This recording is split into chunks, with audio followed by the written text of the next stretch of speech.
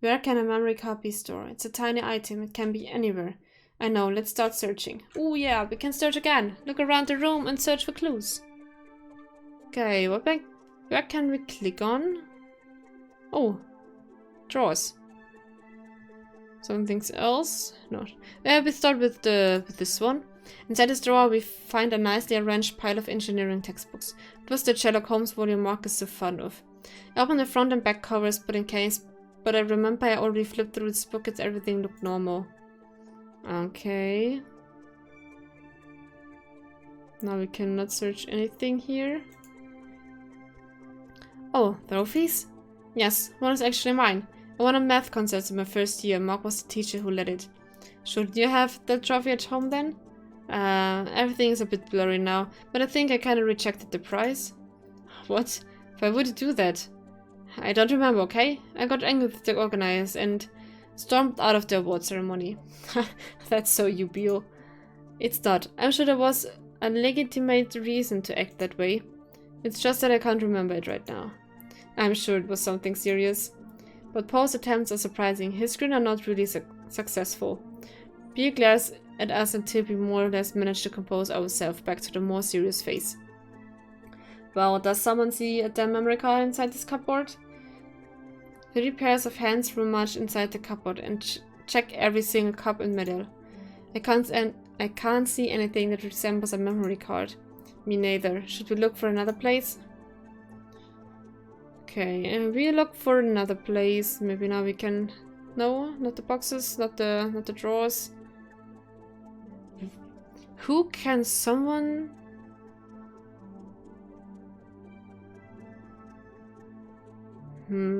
Oh, yeah, this drawer again. Yeah, it's the same as before. Okay. I can open... okay.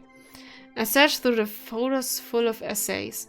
What we are looking is so tiny that I could be glued with scotch tape on to one of the folders and we would never notice it. My friends joined the quest and we spent a good 5 minutes filling and looking every single binder. Beale and Ford finally shook their heads with a frown. Okay, time to search somewhere else. Okay. So, the boxes? If I remember well, there was a key ring in the cardboard box in the bottom. Yes, they are still here. I run my hand along the inner surface of the box. There's nothing more, only the keys. These keys, not all of them are from the labs. I tried them all once. Oh really? Do you think they are from other departments then? What if they are from Mark's house? This one here looks small enough to be a strong box. Wouldn't a safe require a more sophisticated kind of key? I shrug. Not really. Not a small safe for Holmes. I think we have it, guys. You think Mark might have a safe at home, right? Yes, and I'm sure this key opens it. That doesn't solve the problem at all. I hope the memory card would be here in his office. Don't worry about that. I will go to his house right now. Beale and Poe stared at me as if I had grown a second head. What? You sure are thirsty. Shut up! I'm going to visit Mark for that, you moron. Then what's your plan? My fantastic plan is searching for the safe in his house, of course. Oh great, we are done for. No, hear me out. The memory card is not in his office, agreed? That's what it seems like, yeah? And Mark is currently, let's say, not in optimal physical conditions. So I'll go there with an excuse of taking care of him. And when he falls asleep, I search his apartment and open his safe with his key. Beale arcs his brows skeptically. Fine, it seems I'll have to show him what I'm capable of doing. Tsk. So little faith in me. I raise my head to stop Poe's stuttering and rush to the door. Please explain the situation to Akira. I better go ahead before Mark falls asleep without me there. Hold on, where do we meet later? I'll try to make a backup copy of the memory card to my bracelet. So, go to my apartment and we'll meet there. Fine, I'll bring dinner. That's not necessary. I'm not against it. Your fridge is empty, you know? I glare at the two of them, expecting my face tells them what I think about them right now without resorting to curse words. Too busy to argue with them at the moment. I must run to save the day. Yes? Oh, it's you, Tears. How are you? You had made me worried with the way you scurried away. Ah, that's really kind of you. I'm not feeling too well, actually, but thank you for the visit. I push him aside gently, but as firmly as I can. What? Come on, Mark. You don't think I've come all the way to your apartment only to say hello, do you? I will take care of you tonight. That's not needed. I can take care of myself perfectly well, you know. I've lived on my own for years, He bends over, pressing his stomach with both hands, and runs to the bathroom, slamming the door shut. I chuckle and make myself comfortable. I've told you don't need to stay. Please leave me alone already. But I brewed your hot tea, didn't it help? Maybe a little? See? I'm being useful. Now go to bed and I'll try to sleep. I'll watch over you. No way. I'm not entirely sure that this is not your fault in the first place. I don't know what you're talking about. Now be a good guy and put my pajamas on. Put your pajamas on, would you? Should I help you with that? It takes me a lot of bargain, praises, treats, and vain promises. But in the end, Mark is too sleepy and weak to find me anymore, and after a while he sleeps like a log. I'm sure he's 100% certain that the coffee I gave him was spiced up, let's say. I hope it didn't go too overboard with the dose. Mark seems actually sick. But wasn't he the one who believed in doing questionable things for the greater good? Well, here's payback. Grinning to myself, I make sure Mark is comfortably tucked in, and I start searching his apartment. Oh, okay. Start searching again. Where you can hide a treasure. Maybe there, but this is I don't know how to call it in English. Something electronical. Okay, maybe there. There aren't many places which could contain the safe box, so I was hoping I would hit the jackpot through the lower cabinet of the bookshelf. I was wrong.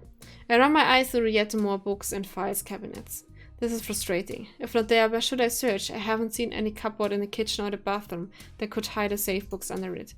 Besides, knowing Mark and how tidy he is, I'm sure the safe is in this bedroom. Okay, maybe this technology... Ah, yes. Bingo, the electric panel is not an electric panel at all. The plastic cover slides to one side and an old but elegant looking strong box appears under it. Let's try the key. Yes, I thought it opens the safe. It's too dark to see anything inside the box, but I reach out and feel inside, blindly. I touch some papers at the back of the safe and something small and metallic. Mark snorts and I can't help but jump startled. I should hurry up and leave already. I don't want to get caught now that I'm almost done. I take the small item and kneel by Mark's side. He's still deeply asleep. Good. I turn Mark's wrist as gently as I can. I feel his bracelet until I find the slot and insert the memory card I just found in the safe.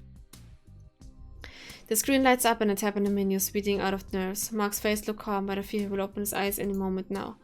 With the contents of the memory card open, a good 50 folders, I approach my own bracelet and start to copy the data to it.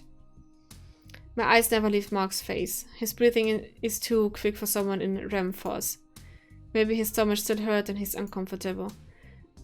A quick pick to the bracelet, the transfer 30% done. Perhaps I should turn him to one side, that would help him breathe better. I push him with great care. He's breathing through his mouth now, and his inhales are agitated and laborious. There, on his side. Now he should get back to a healthy deep sleep. Mark suddenly opened his eyes. Shit. Tears? Shh, I'm here. I take care of you. Now go back to sleep, please. He closed his eyes, too weak and asleep to argue. 95% done. Good riddance. As soon as the copy is finishing, I took Mark in again and wiped the cold sweat that runs down my templates. I've done it. After putting the memory card back in the safe and a quick look around to make sure everything is as it should, I stride quickly to the apartment door and leave. I find Akira, Paul and Bill sitting on my bedroom, eating pizza and chattering like they don't have a care in the world. Which is kind of cute, especially when their faces light up at seeing my thumbs up. You got it. Oh wow, I shouldn't have doubted you, Tears. See, I never doubted him, guys. I told you this dude has resources. How did you cope with Mark, though? Easily, of course. That's not exactly true, or it wouldn't have taken me more than 2 hours to have him sleep, but hey, let him compliment me a bit more. That never hurts. I see, here's something else. Ha! Now, let's try it. Give it here and let's see what it has got. I sit by her side in front of my laptop and put my memory bracelet close to it. I transfer the new photos to my computer and open them. 4 pair of eyes run through the screen. I'm glad once again of how tidy Mark is. There were at least 50 photos in the memory card, all of them carefully labeled and containing more layers of photos. This is it, a full report of Mark's activity in the last year and a half. Starting around the moment the conclave voted against stopping the terraforming project, yes. I try to catalog quickly all the information. Everything is here, from Roy's team missions to Mark's own investigations about the aliens and their environment needs. We find some research in an advanced stage about other suitable locations for the future city in Alaya. Mark has obviously been working hard. We look to each other worried. Well, we have all the information we wanted. What do we do now? That's obvious. We go to the police. Hold on. This doesn't merit the local police at all. Alright, how do we contact the government then? Akira rolls her eyes and squinted at Paul with a condescending air. Guys, leave that in our hands. Roy and I will address it. You will leak it to the press and the internet, right? Of course. The public opinion will take care of it. The news will arrive to the conclave in no time, and they will be forced to offer a press conference and explain themselves. Then the government representatives will do the rest. It's not us who must make a move, apart from making it known. I think you're right. Yes, I'm glad you have the means to do that.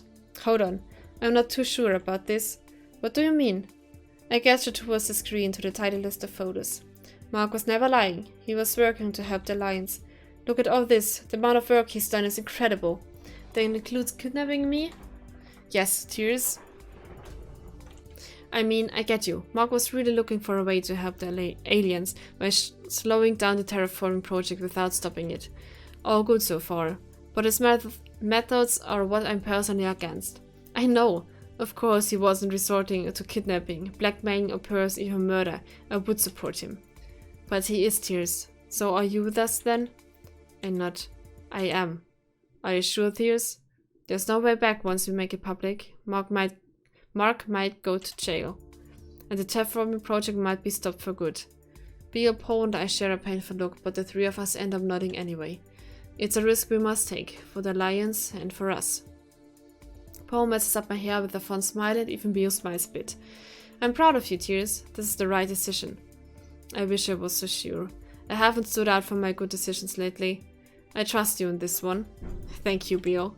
Akira stands up and gathers her laptop and handbag.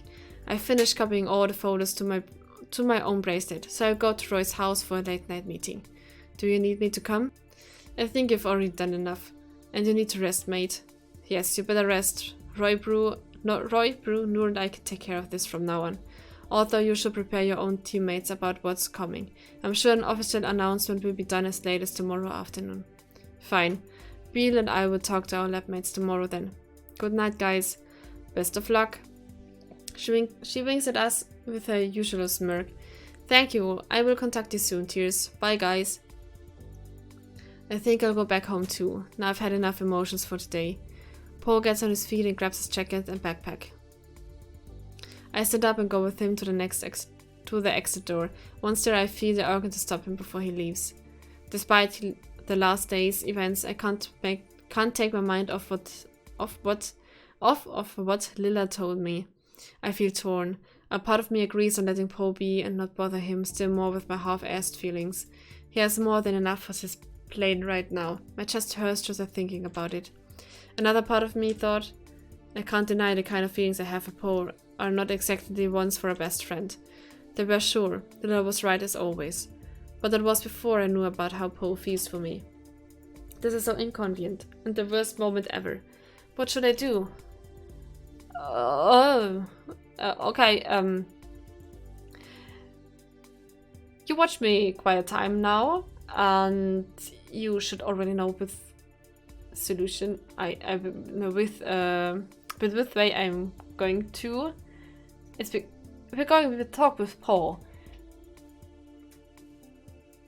It's for me.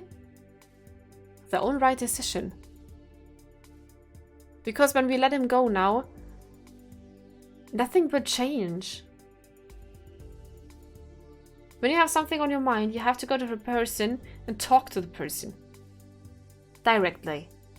Not through messages, not to phone calls, directly. So, talk with Paul. I think I'll walk you home if you don't mind. I'm too pumped to sleep right now. Are you sure? It's pretty late and you must get up early tomorrow. A stroll will help me to get to sleep easier. Okay, fine for me then. The night is quiet with just a light breeze, softer than one would expect at this time of the year. You must be so nervous. Bill says you get awoken many times every night. But that's just because I'm not used to sharing my bed. After tomorrow, if everything works, I hope he will be able to go back to his own apartment. Right, the poor guy has enough to worry about, besides having to cope with you as a roommate. Hey, I'm not that bad. I'm tempted to mention that Neil never had any complaints about me when he stayed at my home, but I bite my tongue. The thought makes me go back on track, though. Let's see how I managed to say this to Paul. Maybe you would like to test it yourself? He furrows his brow, puzzled. What? Shit, I'm so clumsy with words. I mean, what about giving it a chance, you and me? He huffs and starts walking faster, avoiding my eyes. I must grab his forearm and make him stop and turn towards me, or this conversation would be over before it began. I'm serious, Paul. I've thought a lot about it lately, and now I'm sure about my feelings. I'm in love with you. Paul shakes my head off and starts walking again, but this time he barely takes 2 steps before slowing down and sight. You're talking nonsense. Because I'm dumb and I know it. You can reject me for being an idiot if you want, but please don't turn me down because you don't trust in my feelings. Tears, really, don't play with me. I'm not playing, I swear. I would rather stay with you on Earth my whole life than let you go. I know I made a mistake with Nil, putting my career before the person I loved, but please give me a chance. This time I want to do things right. I want to treasure you and never let you go. You are saying that now, but what will happen if a few months, when the Alliance expedition is ready to depart? You will hate me for having to stay here instead of flying to fulfill your dream. He's about to turn and leave again. I reach for his hand and squeeze it. By then, we'll have been together for some months, and the two of us will have everything clear. So what you are saying is you want to try it, but without deciding yet if you're going to leave or not? I don't like how it sounds. I'm pretty sure right now that I want to stay here with you. But if it makes you feel better knowing that we can delay the decision, then yes. We'll decide on it together when the moment comes. For now, we can get to know each other as partners and see if we click together or not. That doesn't sound too bad. Just promise me you won't stay with me unless you're 100% sure about us. I have an ugly lump in my throat. I've avoided telling him that I know about his illness. On top of everything else, I don't want Paul to think only I want to be with him out of pity. But I really want to give our relationship a try. I don't mind if 20 years from now I must become his caretaker. Paul is the best guy I've ever known, and he deserves to be happy. I want to be the one who makes him happy. Come here. I reach for his other hand to pull him closer, so close that I can feel the breath of his shocked gasp, and then even closer. Our lips meet halfway, his plump soft mouth slightly parted. I slide my tongue inside, a bit shy, but determined. The two of us close our eyes and enjoy the closeness. There's a hand cupping my cheek and another one lost in my locks. I embrace him with care, trying to convey my love in the most delicate way I can. After the first tentative moments, I let Poe control the kiss, invade my mouth with his tongue, tingle the roof of my mouth, decide when to deepen the kiss or keep it superficial. My stomach flips when I feel him trample in my arms. Opening my eyes, I put a bit of distance between us and squeeze his middle, trying to be reassuring. Does this count as a yes, I promise? It's better. I lightly caress his temple and his cheekbone. Let's walk you home, as I suggested, alright? He nods with a little smile. Good. We walk in silence for a couple of minutes. His hand feels warm and soft in mine, and I can't stop smiling from ear to ear. So, you're not straight after all? I never said I was. Well, that's true. I just assumed it seems. But have you ever dated a guy before? In fact, yes, more than one. And you call yourself a best friend? How is it that you never told me? It was embarrassing, okay? I had only dated a couple of girls before I met you, but I always had the suspicion that the way I liked dudes wasn't exactly as friends only. Then we meet, and boom, my doubts I could have about being bisexual flew out the window. I'm flattered. Too bad you were already taken. But don't worry, I feel happy for all the years of friendship we have shared. And you know, I really appreciate Neil too. Yes, Neil is a great guy. I don't know what would happen if I had met you before meeting Neil though. Really? Of course. I throw my arm around his shoulder and pull him closer. He's so cute. Then you dated some guys after we met, you said? Yes, nothing too serious, thought. But why you didn't tell me? I know I wouldn't make fun of you. I don't know. I suppose you didn't want to change the way you saw me. I always thought that the moment I met someone really significant for me, I would tell you. And that never happened. He pulls a face and studies the floor for a long time. No. I guess I kept comparing them to you, so I always broke up before things got too serious. Shit. I don't know what to say. Hey, don't make that face. It's alright, I swear. I stop on my trace and hold him tighter. Our mouths search for each other blindly. My kiss turns into a sight. My chest aches too much to save his Poe mouth as he deserves. I don't want you to feel guilty, Tears. Sorry, Poe. I'm exhausted after all the stress of these last months. But I also feel immensely happy for being together with you. Oh, feeling a bit overwhelmed? You can say that. Poe combs my hair, pushing a rebel look under my ear. I bet you'll feel better have a good night's sleep. Probably. We're almost at my door. You can go back and have a good rest. Alright, I will call you as soon as I have news. You can call me even if you don't get news. Oh, of course. I'll message you first thing in the morning. That's a good boy. He gives me a good night kiss that tastes better than anything has the right to be. I walk back home, drilling the clouds.